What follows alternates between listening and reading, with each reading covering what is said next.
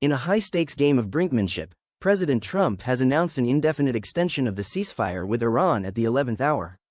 However, the situation remains volatile. While the U.S. continues its port blockade, Tehran has vowed that the Strait of Hormuz will remain closed to international shipping. Tensions spiked just hours ago following reports that Iran's Revolutionary Guard seized a third commercial vessel in the waterway. Washington has responded with a stern warning, authorizing the Navy to neutralize any threats to maritime security.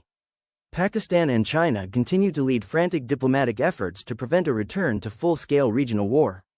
Turning to Eastern Europe, the conflict in Ukraine enters another grueling phase. Ukrainian forces have intensified a long-range strike campaign, targeting Russian oil infrastructure and military assets in the Bryansk region overnight. Official reports indicate heavy losses on both sides as the front lines remain largely static. Despite the stalemate, the humanitarian cost continues to mount, with over 1.3 million Russian military casualties estimated since the invasion began. Kyiv remains focused on disrupting Russian logistics, even as civilian infrastructure across Ukraine faces daily pressure. Finally, we look at the world's largest humanitarian catastrophe. As the civil war in Sudan enters its fourth year, the United Nations warns that the nation's health system has effectively collapsed. Over 34 million people are now in desperate need of aid, with widespread famine and disease outbreaks threatening millions more.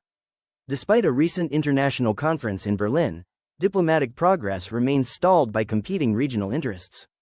Aid agencies are calling it the world's largest ongoing health crisis, as millions remain cut off from basic food, water, and medical care.